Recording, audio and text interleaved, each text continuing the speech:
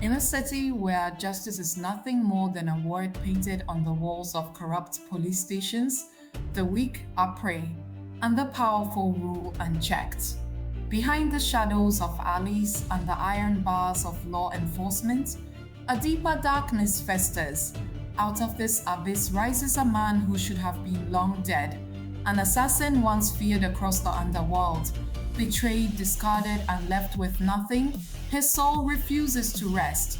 Fate has reborn him in the body of a broken cop, handing him a new badge, a new name, and a new war to fight. His past life forged him into a weapon. His new life demands he chooses. Will he be a slave to a rotten system or its executioner? A girl reported suspicious figures lurking in an alley, believing someone was being harassed. The officer she told thanked her and promised to check immediately, but the truth was uglier.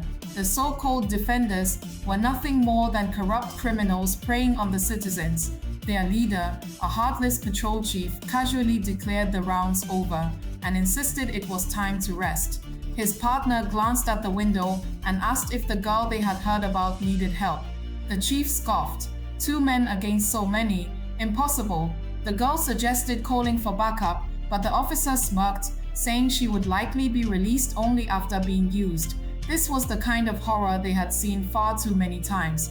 The chief assured her everything was fine, even as cruelty unfolded, but then a young officer stepped forward, placing himself before the gang. His voice cut like a blade. "Release the girl." The boldest thug mocked him, demanding to know the danger of disobedience.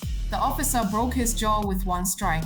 Calm but unyielding, he warned, "Release her, or their health would pay the price." The gang rushed him in rage, but within seconds he dismantled them, moving with the cold precision of a predator.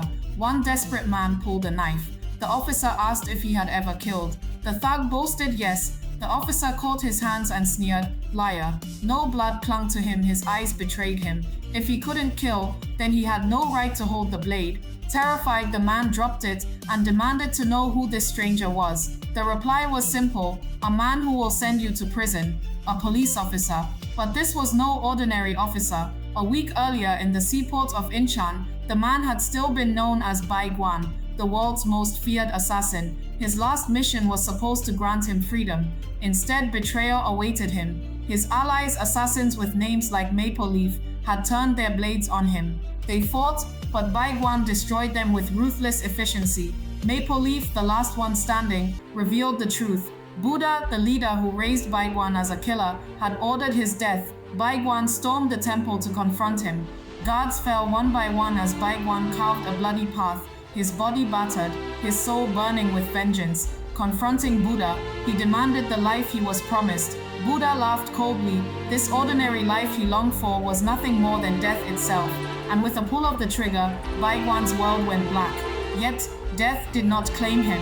He awoke in a hospital bed, staring at unfamiliar faces, police officers. They called him Kim Gyeongsoo, a rookie who had tried to end his own life. He didn't know the name, nor the life, but they shoved an ID into his hands. His reflection told him the truth. Bi-Gwang, the assassin, had been reborn in the body of a broken cop. The world mocked him further. His superiors, the corrupt Hwang brothers, bullied him relentlessly, exploiting rookies, smearing his family, and mocking his will to live. But Bi-Gwang was not the man they thought. When one raised his fist, Bi-Gwang caught it. When they pressed further, he snapped bones and dropped them to the ground like insects. The room froze. For the first time, someone had stood up to them. But power in this world ran deeper than fists. The Hwang brothers' father was a high-ranking commissioner, his insignia granting untouchable privilege. To strike them was to strike the system itself. Threats of expulsion loomed, but Bi-Gwang did not bow. He had been betrayed before, and he had survived hell. Now trapped in a corrupt police uniform, he saw clearly. The rot of law was no different from the rot of crime. And so Bi-Gwang, once the world's greatest killer, chose his path. Neither a pawn of assassins, nor a slave of crooked officers, he would wield the badge as a weapon, turn the system's corruption against itself, and tear apart anyone who stood in his way. Thus begins the legend of Kim Gyeongsoo, the man the world knew once as Bi-Gwang. In one life, he was forged as an assassin. In the next, he is bound by law. But both lives share the same destiny: violence, betrayal, and the pursuit of a freedom forever denied him. This time, however, the underworld and the police will learn the same truth. The man they thought dead is not here to serve, not here to beg, but to break the chains of their corruption. The best hitman in the world is now a cop, and the city has no idea the storm that has just awakened. To watch the next part of this video, like and subscribe to the channel to watch the part 2.